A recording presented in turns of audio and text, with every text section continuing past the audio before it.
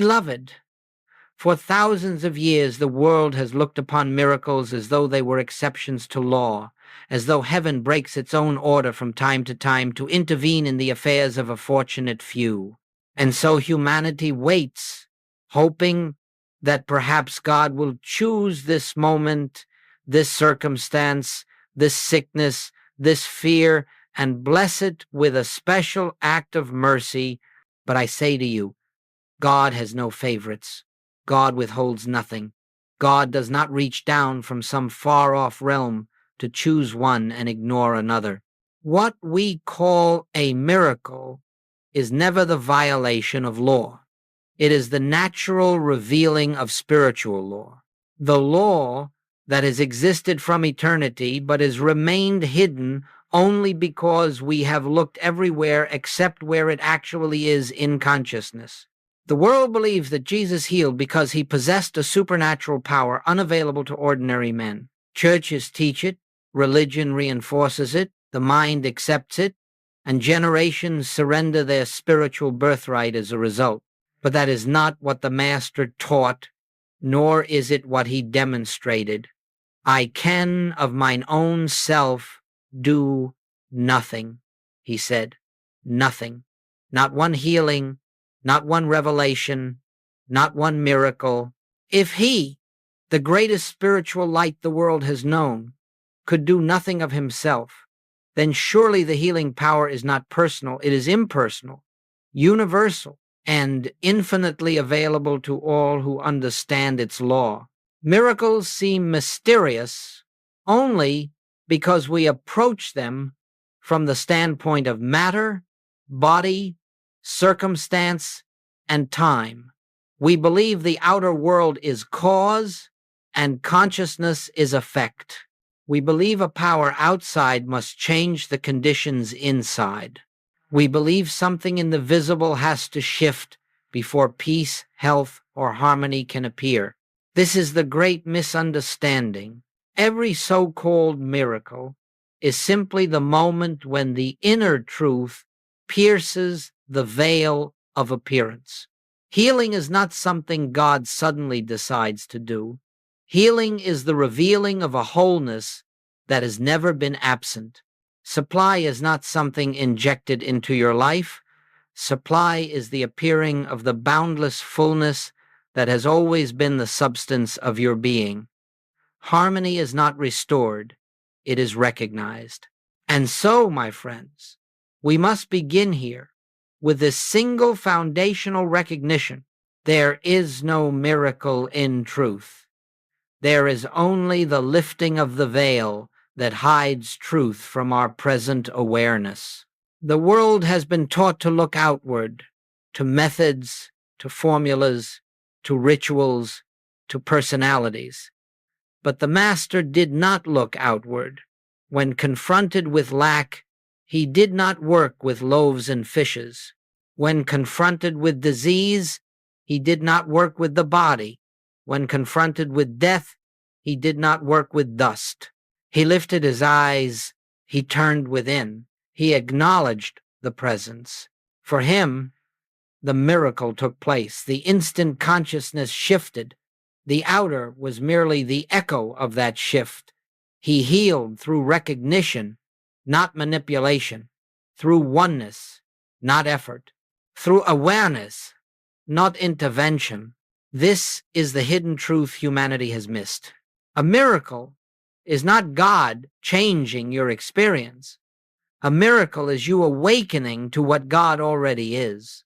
And so, as we embark on this journey together, let us release the old concepts of divine interference, divine favoritism, divine exception. Let us lay aside the belief that God must be persuaded, convinced, or petitioned. Let us open ourselves to the possibility that the miracle you have sought for years is not waiting to be granted, it is waiting to be seen. We begin by acknowledging that all true healing is an activity of the Christ within, never the effort of the human mind. We begin by recognizing that what appears to you as a problem is not a power, not a presence, not a law, it is merely a mistaken perception. And we begin by understanding that the law behind every miracle is the law of one presence, one power, one life. As this awareness unfolds in us, gently, silently, naturally, the so-called miracles of Scripture become the ordinary events of a life lived in spiritual consciousness, not through magic, not through force, but through recognizing what already is. Let this be the foundation upon which we build. Miracles are not reserved for saints. Miracles are not reserved for masters. Miracles are the natural outcome of awakened consciousness. They belong to you, because the presence that performed them then is the presence living as you now. And so we begin. Beloved, once the mind releases its old belief that miracles are exceptions, it must next confront the question, if miracles are not exceptions, then what is the law that makes them possible? And here we touch the very heart of spiritual revelation, the truth that stands behind every healing Jesus performed, every restoration in Scripture, every demonstration in mystical history. There is only one presence. There is only one power. There is only one life. This is the foundation of all spiritual healing, the basis of all spiritual demonstration, and the secret behind every miracle that has ever appeared on this earth. Everything else is but the shadow of human belief. Look out upon the world, and you will see a vast theater of opposites, good and evil, health and sickness, wealth and poverty, joy and sorrow. You will see conflict between nations, conflict between individuals, conflict within yourself. And the world will say, these are real powers. These forces struggle against each other. They are equal in strength, and you must choose the side of good to defeat the side of evil. But this is not truth. This is the belief in two powers, and it is the source of all fear. As long as you accept two powers, you will seek to use one to overcome the other. You will pray to God to conquer disease. You will beg for divine help to conquer lack. You will ask for spiritual intervention to conquer discord. But every such request is proof that you still believe the appearance has power, that something besides God exists and must be fought. This is the hypnotism of the human mind. Jesus never fought. He never resisted. He never struggled with conditions. He never waged war against disease. He never tried to overpower darkness with light. Why? Because in his consciousness, there was nothing to oppose. He saw only one present spirit, one power God, one life infinite being. He knew no opposite power existed. Therefore, he could say, resist not evil, because in the presence of one power, evil has nothing to resist. This is the law. Where the world sees sickness, he saw only the life of God expressing. Where the world sees lack, he saw only infinite supply manifesting. Where the world sees sin, he saw the purity of the Father reflected in his child. And because his consciousness held no belief in a second power, the appearance of that second power dissolved. You cannot hold two powers in thought and expect harmony. You cannot believe both in God and in the power of disease. You cannot believe both in spirit and in the power of matter. You cannot believe both in divine supply and in the power of lack. If you do, you split your consciousness, and a split consciousness cannot behold the fullness of truth. The secret behind every miracle is this. In spiritual reality, there are no opposing forces. God is one, indivisible, undivided, uninterrupted. The moment consciousness realizes this oneness, even for an instant, what the world calls miracle appears. A miracle is not created, it is released. Not brought into being, revealed. Not constructed, uncovered. All because one power was acknowledged where two were believed. And so, my friends, healing is never a matter of conquering an illness. It is the recognition that illness has no law to support it. Supply is never a matter of acquiring more. It is the recognition that infinite abundance is the very nature of your being. Harmony is never achieved by arranging human relationships. It is realized through the acknowledgement that one mind is the life of every individual. Miracles are the natural outcome of this recognition. Goldsmith repeated it endlessly because humanity forgets it endlessly. God is the only power. There is no other. This is not a metaphor. It is not a poetic sentiment. It is not an optimistic viewpoint. It is the law that governs all existence. To know God as one power is to dissolve the belief in the second, the belief in the appearance, the belief in the problem, the belief in the threat. And the moment the belief in two powers is surrendered, your entire universe shifts. You will see that the things which once frightened you have no power at all. You will see that the conditions which once enslaved you cannot touch your being. You will see that the forces which once appeared overwhelming were only phantoms of the mind. One presence, one power, one life. This is the bedrock of spiritual realization. This is the law behind every miracle Jesus performed. This is the principle behind every healing in the infinite way. And when this truth takes root in your consciousness, even faintly, you stand at the doorway of liberation. Now, beloved, once we see that there is only one presence and one power, we must face a question the human mind struggles to accept. If God is the only power, then what is this thing we call sickness? What is lack? What is fear? What is discord? What is evil? To the human sense, these seem overwhelmingly real. They appear in the body, in the bank account, in relationships, in world affairs. They demand attention. They frighten. They insist upon their presence. And yet, even as they shout, they remain at their core nothingness. This, more than any other principle, startled Goldsmith's students. Again and again he taught. Error has no entity, no law, no substance, no power. It is not a thing. You cannot fight a thing that has no existence. You cannot overcome a shadow. You cannot heal an illusion. You can only awaken from it. Dear ones, error is not an entity. It is a belief in an entity. It is not a spiritual reality. It is only the misperception arising from material sense.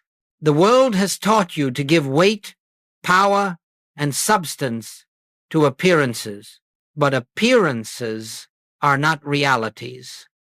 Appearances are only pictures in mind, interpretations of the senses, projections of fear and separation. Sickness, in and of itself, is not a spiritual condition. It is the mind's interpretation of a sensory experience. Lack, in and of itself, is not a reality. It is a belief arising from the false premise that supply has its source in matter. Discord, in and of itself, is not a force. It is a temporary manifestation of the belief in separation. These conditions are not supported by God. They are not sustained by divine law. They have no cause, no substance, and no continuity except the belief we pour into them. The Master understood this perfectly. When the world cried, "She is dead," he replied, "The girl is not dead but sleeps." Why? Because he saw beyond the appearance to the reality, the spiritual fact unaltered by human perception. The appearance said death, but there is no death in God. The appearance said lack, but there is no lack in spirit. The appearance said incurable, but nothing in the infinite is incurable. Jesus did not heal by manipulating matter. He healed by seeing through the illusion. He healed by recognizing the nothingness of error and the allness of God. This is why he could look upon a blind man and say, "Neither hath this man sinned nor his parents." He removed the false premise. He denied the belief that error had cause. And once the false premise is removed, the appearance collapses. The human mind asks, "But if error is nothing, why does it feel so real?"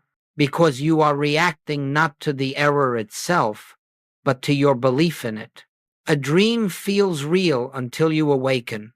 Fear feels real until you see there is nothing to fear. Illusion feels real until consciousness reveals its emptiness. Do not attempt to heal the illusion. Do not attempt to improve the mirage. Do not attempt to change the shadow. Simply recognize that a shadow has no substance and it disappears. Goldsmith would often say, "A problem is not something to be solved, but something to be dissolved." And how is it dissolved? By realizing it never had reality in God. By recognizing that whatever is not formed of God is not formed at all. By understanding that no appearance, no matter how threatening, can stand in the presence of Christ consciousness. This is why spiritual healing begins with stillness. In stillness, the mind stops projecting power into the appearance. In stillness, the hypnotic spell of fear is broken. In stillness, the truth of oneness reveals itself. And when truth is seen, error naturally dissolves, because the truth has no opposite. You may look at your body and see pain. You may look at your finances and see lack. You may look at your relationships and see conflict. But what you are seeing is not spiritual reality. It is the picture the human mind has painted upon the screen of awareness. When you withdraw belief from that picture, it fades. When you no longer grant it power, it cannot act. When you see it as appearance and not reality, it loses its foundation. The nothingness of error is not a statement of denial, it is a statement of spiritual fact. We are not denying the appearance, we are denying its reality. We are not ignoring the picture, we are refusing to give it divine authority. We are not pretending the condition is harmless, we are recognizing it has no law to sustain it. This, dear ones, is the reason miracles occur without effort. The miracle is not the overcoming of something real, it is the disappearance of something unreal. When consciousness awakens to truth, the illusion simply cannot maintain its form. The entire weight of your spiritual journey rests on this understanding.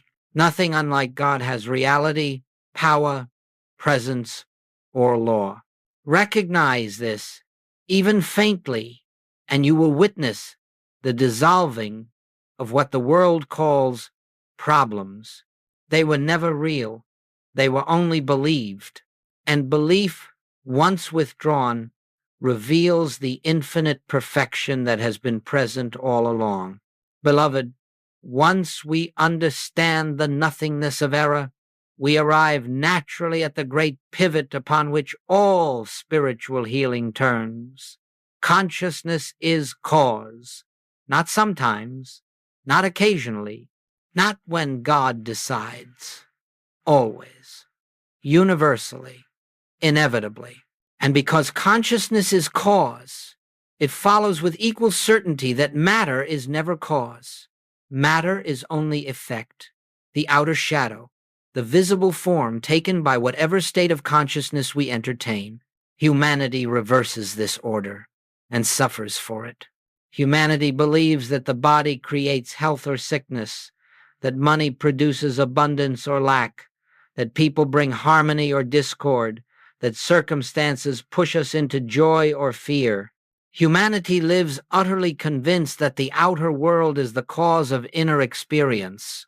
But, dear ones, this is the hypnotism of material sense. This is the dream from which the spiritual seeker must awaken. The Master taught the opposite. Goldsmith taught the opposite. Every mystic has discovered the opposite. Nothing external is cause, and nothing internal is effect. The within is the essence. The without is only the echo. Jesus never attempted to change matter. He never worked with the body. He never manipulated external conditions. He knew that the body is but the picture the mind holds, and the picture can only change as the mind changes. He knew that conditions are but the shadow cast by consciousness, and no one, in all the ages, has ever changed a shadow by touching the shadow. You cannot cure darkness by working with darkness. You cannot correct the reflection by polishing the mirror. You cannot transform the outer by beginning with the outer. Healing begins where the Christ realized begins in consciousness. Every miracle in Scripture is preceded by a moment of inner turning. He lifted his eyes. He went into the mountain to pray. He withdrew himself. These descriptions are not geographical, they are mystical. They represent the Master's movement inward, away from the hypnotism of the senses, away from the appearance of two powers, into the awareness of one presence. And when consciousness aligned with truth, the effect, what you call the outer world, responded instantly, naturally, inevitably, not through manipulation, not through effort, not through force, but because the shadow cannot help but follow the light that casts it. So let us be clear. If consciousness is cause, then harmony in consciousness must appear as harmony in experience. If consciousness is cause, then peace in consciousness must appear as peace in circumstance. If consciousness is cause, then the recognition of God as the only. Life must appear as health in the body. The world says, "Show me the change on the outside, and then I will believe." Spirit says, "Believe only in the truth within, and the outside will reveal what you have known." Goldsmith reminded us repeatedly, change your consciousness, and you change your universe. Not the universe, your experience of being. This is why spiritual healing cannot be achieved through physical means. It cannot be achieved by manipulating flesh, adjusting thought in order to condition matter, nor by trying to bend the external world to your preferences. It can only be achieved by realizing the truth of being and allowing the outer picture to conform to that realization. Matter is not stubborn. Consciousness is simply asleep. Matter is not powerful. Belief is simply strong. Matter does not resist. The mind clings to false concepts. And the moment consciousness relinquishes its belief in material causation, just the moment the false dependence is dropped, the body responds, the atmosphere clears, the situation shifts. Why? Because the shadow cannot remain when the light changes. We think we are dealing with bodies and conditions, but we are always dealing with states of consciousness. Your world is not happening to you, it is happening through you. Your experience is not a collection of accidents. It is the unfolding of whatever you are accepting as reality. But take heart, this is not a burden. This is your liberation. For if consciousness is cause, then the entire universe becomes responsive to the recognition of truth. The moment you turn within and acknowledge the infinite presence as the only reality, you have already stepped into the domain where miracles become natural. You no longer fear the body, because you know the body is only the sequence of consciousness. You no longer fear lack, because supply is the activity of consciousness, not the movement of money. You no longer fear discord, because harmony is the nature of the one mind expressing as your awareness. Everything begins within. Everything begins in consciousness. Everything begins with the recognition that spirit alone is cause, and the visible world so impressive, so intimidating, so convincing, is only the passing shadow of your inner knowing. Therefore, beloved, Do not waste your years trying to rearrange shadows. Do not devote your efforts to correcting what is already an effect. Do not attempt to heal matter. Matter has no selfhood to heal. Turn within. Recognize the truth. Rest in the awareness that God alone is the source and activity of your being, and your outer world will shape itself quietly and beautifully to the truth your consciousness has accepted. This is the law behind every miracle. Beloved, having seen that consciousness is the only cause and that matter is but the shadow of that consciousness, we must now enter into the heart of spiritual practice, the very core of all healing, all demonstration, all transformation. And that core is this simple, profound principle. We do not treat, we recognize. Almost all of humanity engages in treatment, attempting to fix, repair, correct, remove, or improve some condition or problem. And yet, in doing so, they unknowingly affirm the one thing that prevents healing, the belief that the problem has power. When you treat a sickness, you declare sickness to be a force that must be overcome. When you affirm abundance to counter lack, you affirm lack as a power that must be conquered. When you pray for harmony amid discord, you affirm discord as a presence capable of disturbing reality. This is what Goldsmith called seeking second, placing the material appearance first, and the truth of being second. And as long as you treat a problem, you testify to its reality. As long as you fight an appearance, you strengthen the hypnotism that formed it. The master never treated. He recognized.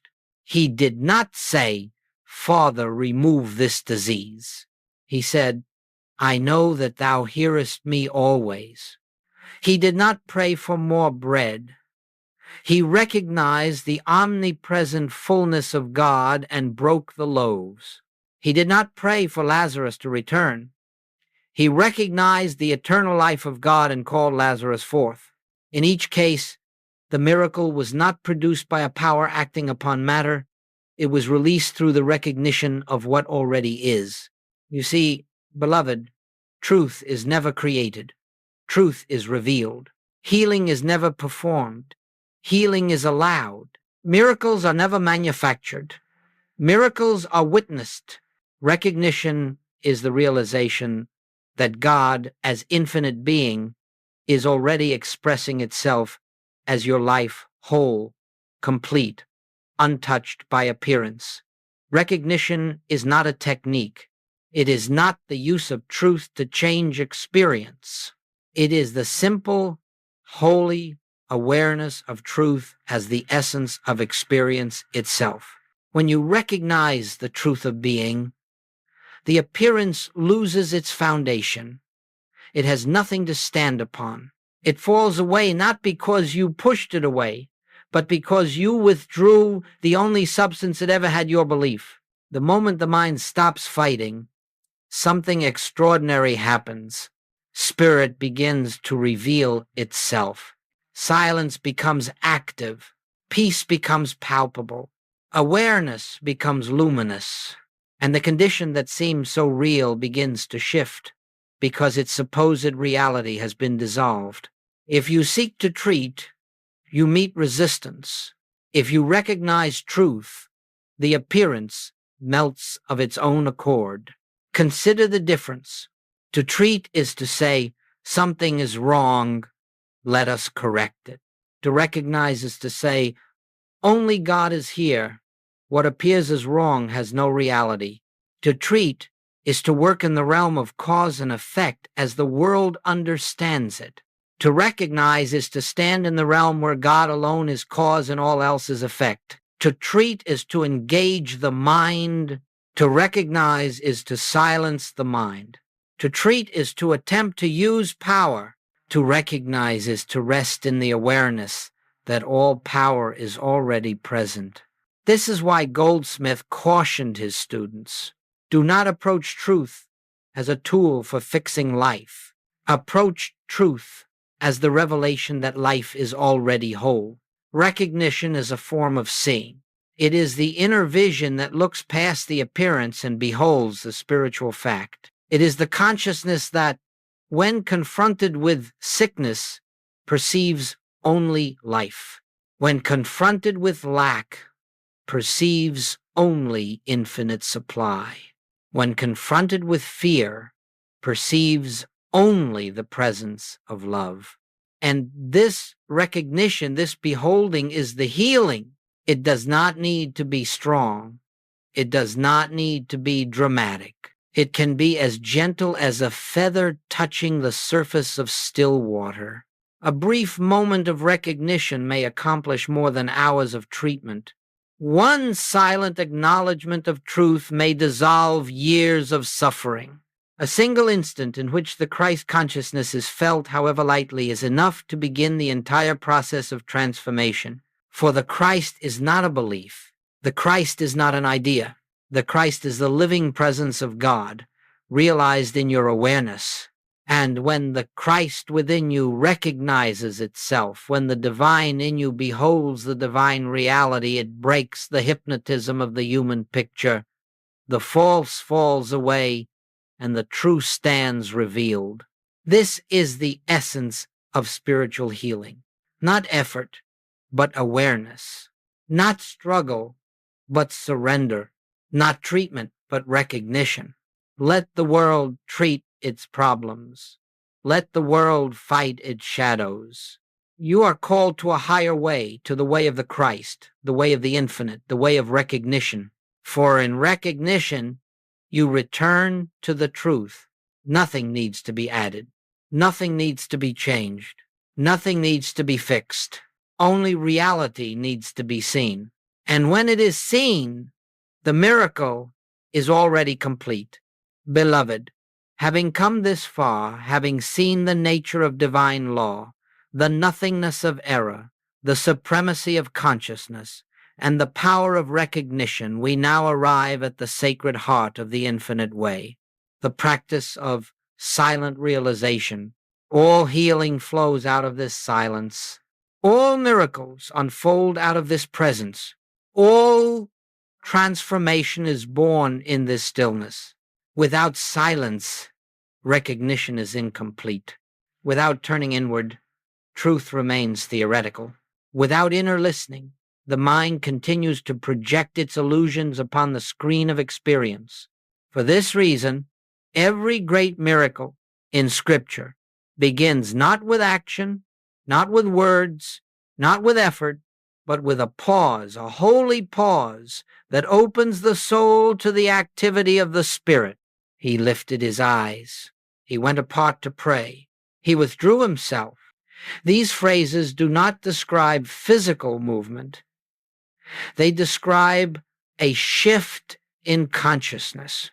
The Master turned away from the evidence of the senses, away from the claims of the world, away from the hypnotism of the appearance, and he entered the realm where God alone is. This is where miracles are born. The silent realization is not the attempt to think truth. It is not the repetition of statements.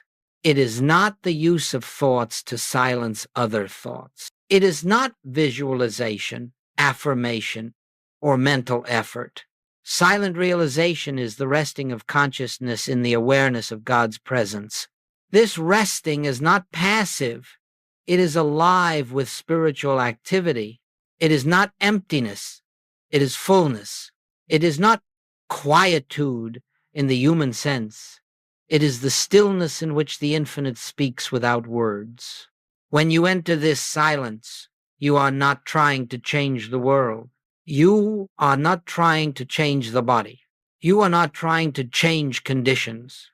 You are allowing the truth to reveal itself. And the truth revealed is always this: I and the Father are one. Where I am, God is. All that the Father is, I am. All that God has is already expressing itself as my life. To sit in this awareness for even a moment is to stand at the doorway of spiritual demonstration. Goldsmith taught that no matter what condition confronts you, physical, financial, emotional, relational, you must first be still and know. And in that stillness, do not seek to alter the appearance. Do not seek to improve the condition. Instead, recognize the presence. Sit quietly, close your eyes if you wish, and acknowledge there is only one life here. There is only one presence here. There is only one power here. This appearance has no law, no cause, no substance. And then be silent. Let the truth dissolve the belief without your assistance. Let the Christ consciousness announce itself. Let the presence reveal what your senses have concealed. In that moment of stillness, the mind relaxes, fear loosens its grip, and the spiritual atmosphere is cleared. The illusion begins to dissolve, not because you have fought it, but because you have stopped sustaining it. Do not be concerned if your mind is noisy at first. Do not be troubled if the appearance seems unchanged. Do not judge the depth of your silence or the quality of your meditation. The human mind knows nothing of spiritual things. Its judgments are worthless. Its expectations are illusions. Its anxieties are shadows. Your task is not to perfect the silence. Your task is simply to enter it. Grace does the rest. The presence performs its own work. The Christ within completes what you cannot begin. In this silence, you are not trying to reach God. You are recognizing that God is already where you are. You are not trying to invite the infinite into your life.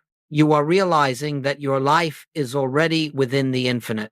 This silence is the womb of miracles. For the moment consciousness touches the presence, even lightly, even briefly, the hypnotic power of the appearance weakens, the shadow trembles, and the truth begins to shine through. And once the truth shines through, no appearance can stand before it. Silent realization is not a method, it is the atmosphere in which truth reveals itself. It is not a practice to obtain something, it is the recognition that all is already given. It is not a path to reach God, it is the awareness that God is the only reality.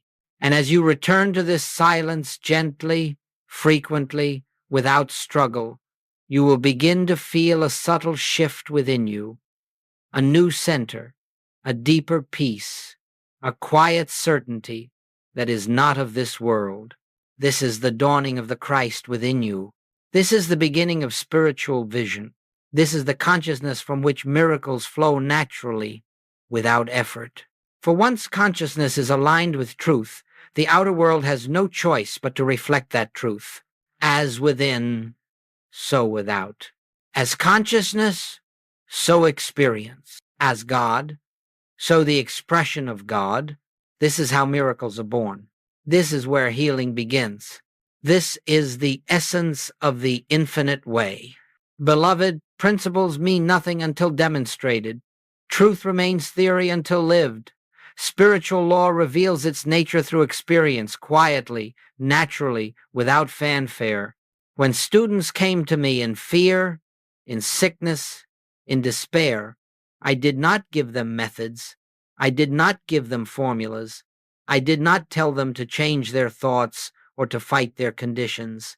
I asked them one question: are you willing to recognize God instead of the problem? And those who said yes, those who were willing to turn even slightly toward the presence, became witnesses to the hidden law of being.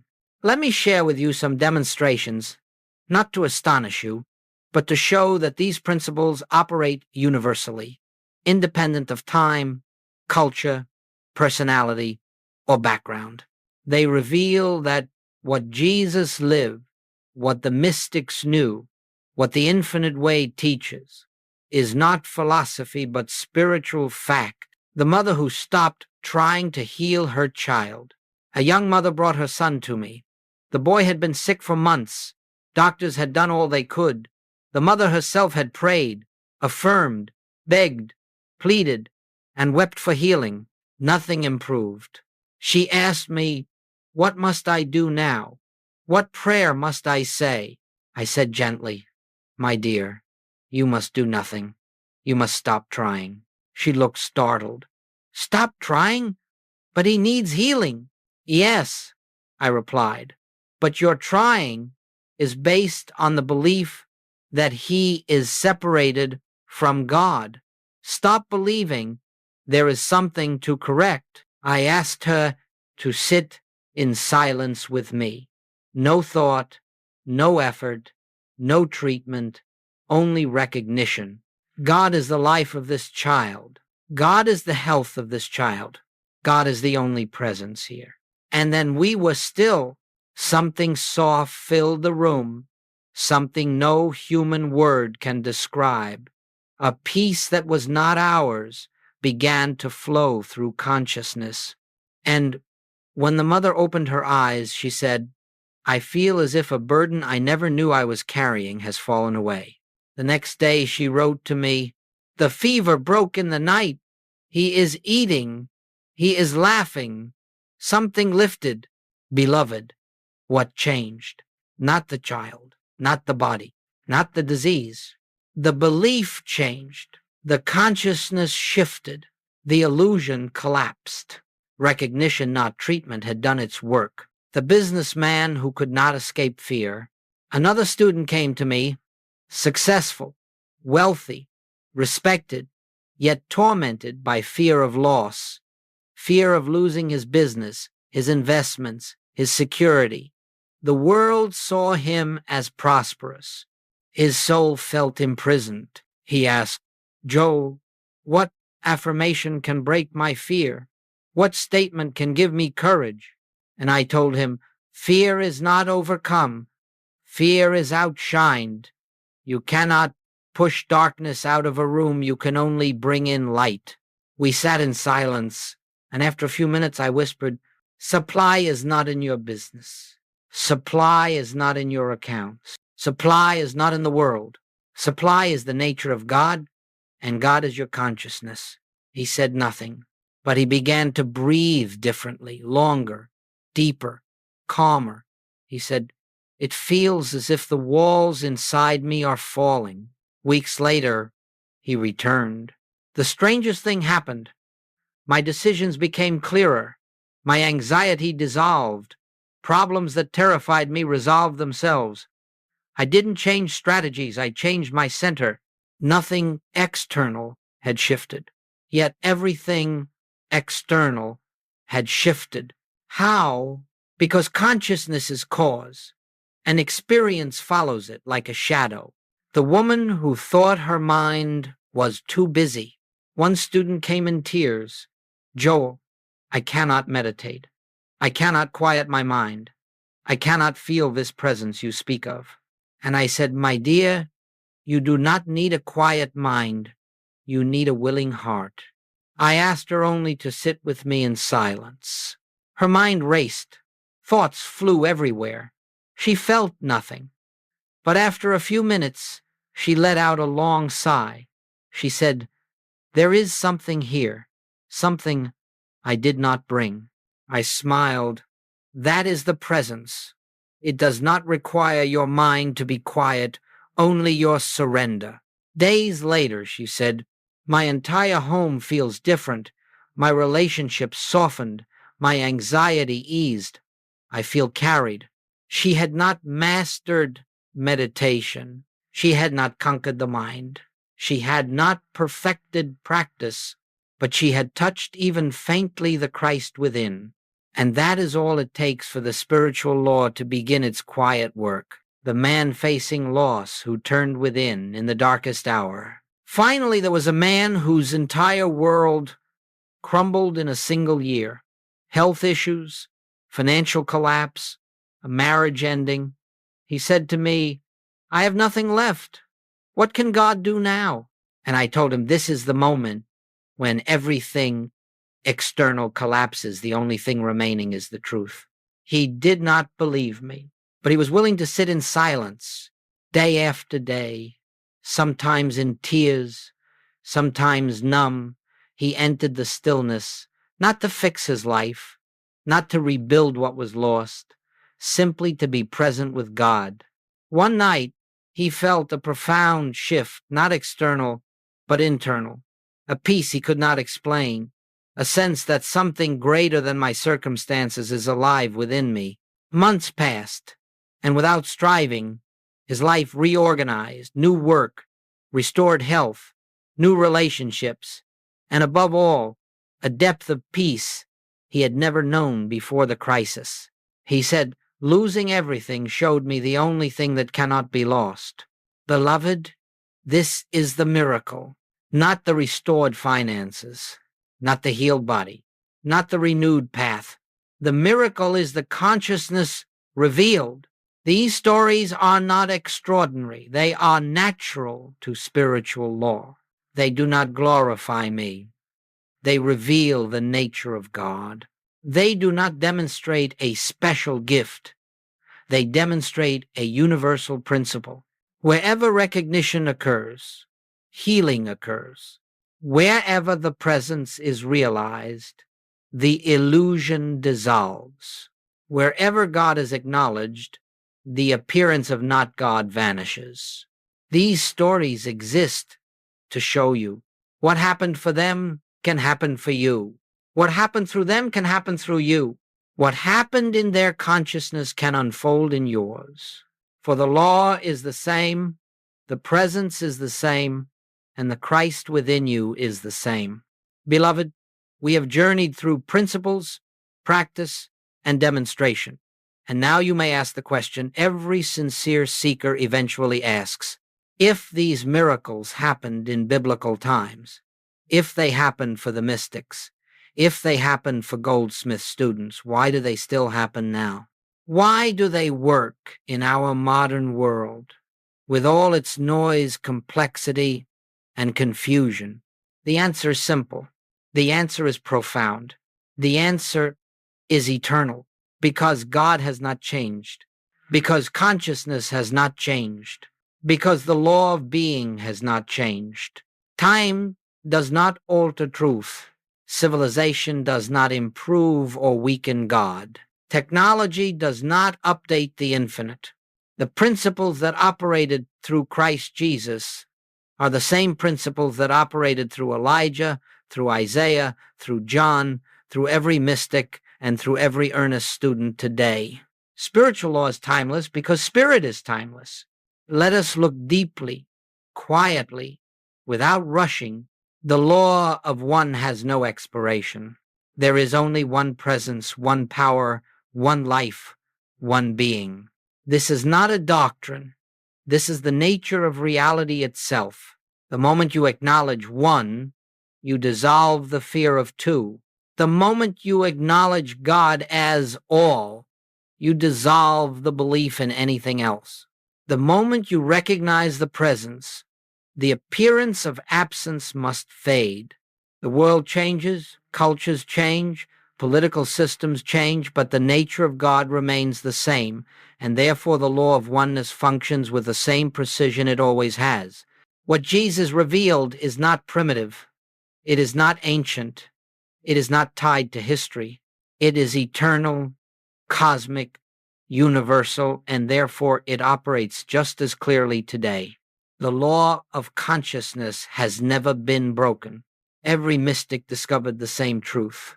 Consciousness is the cause of experience. When fear is entertained, the world reflects fear. When lack is believed, the world reflects limitation. When divine presence is recognized, the world reflects harmony. This has nothing to do with age, culture, language, or tradition. It is the way reality functions, whether or not the mind understands it. Just as gravity existed before it was named, the law of consciousness is operative whether or not humanity recognizes it. You cannot escape it, you cannot break it, and you cannot bypass it. But you can learn to align with it, and that alignment is what the world calls miracle. The law of non-power is always active. Goldsmith taught a radical yet liberating truth. Nothing unlike God has power, not disease, not circumstance, not loss, not human will, not fear, not evil. These appearances rise, but have no law to sustain them. They roar, but they cannot endure. They frighten, but they cannot act. This law, the law of non-power, is eternally functioning because only the infinite has true power. What is not God-powered is not power at all. It is only belief, and belief loses its force the moment recognition dawns. This principle worked 2,000 years ago. It worked in the deserts of ancient prophets. It worked in temple courtyards and in fishermen's boats. And it works today in crowded apartments, noisy cities, quiet homes, hospital rooms, office buildings, and anywhere a soul turns inward to the presence. The law does not need silence. It creates silence. The law does not need purity.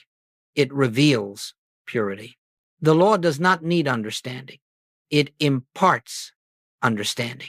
The law of inner recognition is timeless. Every miracle, every single one, flows from recognition.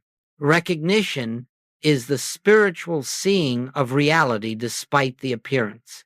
That which is recognized inwardly must appear outwardly, because consciousness is cause and form is effect. This is not metaphysics. This is not philosophy. This is spiritual law, and spiritual law is not outdated. It is not ancient.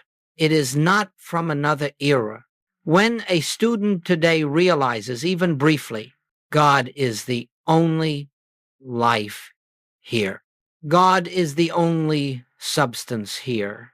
God is the only presence here. The atmosphere shifts. The illusion weakens. The truth reveals itself. Not because the person has spiritual skill, not because they have mastered technique, but because truth responds to recognition. Always, now as ever, the law of grace is perpetually unfolding. And perhaps the most beautiful truth is this: grace is the natural activity of God revealing itself. Grace operated through Jesus. Grace flowed through the disciples.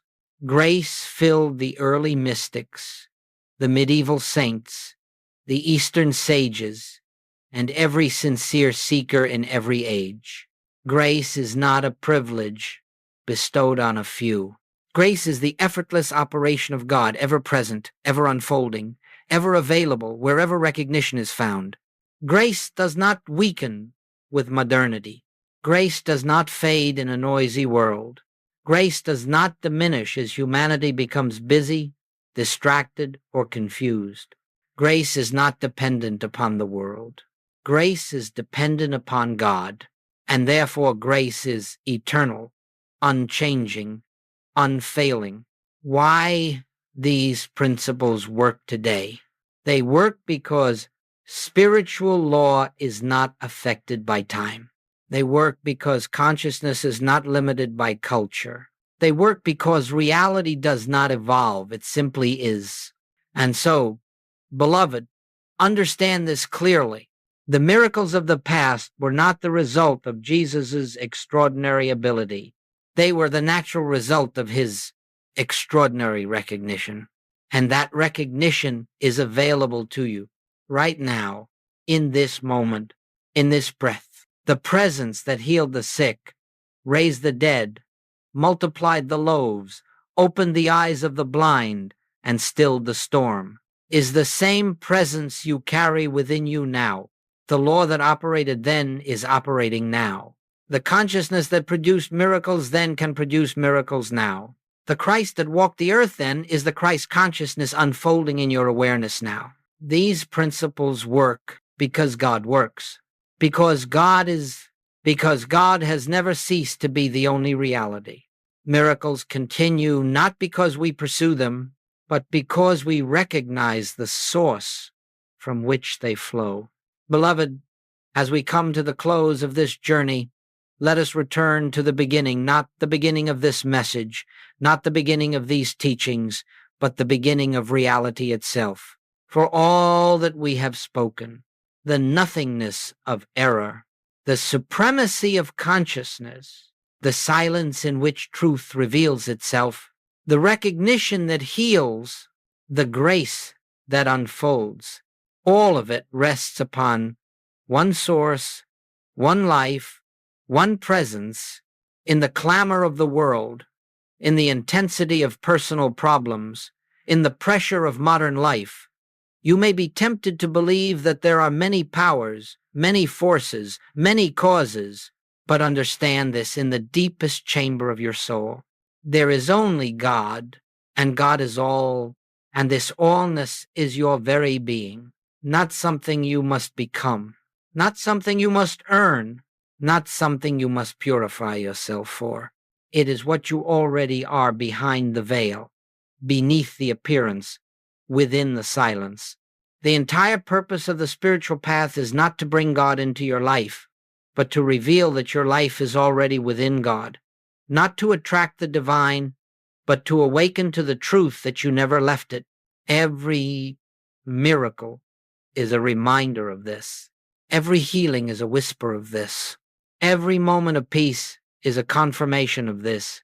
Every glimpse of the inner presence is the Christ saying, I am here. I have always been here. Beloved, you are never alone. You have never been separate. You have never been without the fullness of God. It is only the noise of the mind that creates the illusion of distance. It is only fear that creates the illusion of two powers. It is only conditioning that conceals what has always been true. When you drop into the silence, even for a moment, the veil parts. You see, not with the eyes, but with awareness. You feel not with emotions, but with spirit, not with intellect, but with consciousness. And what do you see? What do you feel? What do you know? That God is the life of you, that God is the substance of you, that God is the reality of you, that nothing can be added to you and nothing can be taken from you, that the kingdom is within, complete, perfect, and eternal. This is the truth Jesus knew. This is the truth the mystics lived. This is the truth Goldsmith spent his life revealing. And now, dear one, this truth is awakening in you, not through the effort of your mind, not through the discipline of your will, not through the struggle to be spiritual, but because the Christ within you is remembering itself, because the divine seed planted in your consciousness is beginning to open, because your soul has reached a maturity in which it can finally hear what has always been whispered, be still and know that I am God. As you leave this teaching, do not leave the presence. Carry it gently, tenderly, silently within you. When challenges arise, pause. When fear stirs, pause. When the world demands your attention, pause. And in that pause, acknowledge this appearance has no power. God alone is the reality here. You will find that life becomes lighter. The burden lifts, the atmosphere clears, and the unfolding of grace becomes your natural way of being. For you are not moving toward God. You are moving from God. You are not striving to reach the kingdom. You are living from it. And as this recognition deepens, the world around you begins to reflect the truth dawning within you. Peace where there was unrest, clarity where there was confusion, sufficiency where there was lack, harmony where there was discord. This is not the reward for your practice. It is the revelation of what has always been true. Beloved, your journey does not end here. This is the beginning of a deeper walk, a walk not with a distant God, but with the presence that is your very self. Return often to the silence. Return often to the inner sanctuary. Return often to the awareness of the One.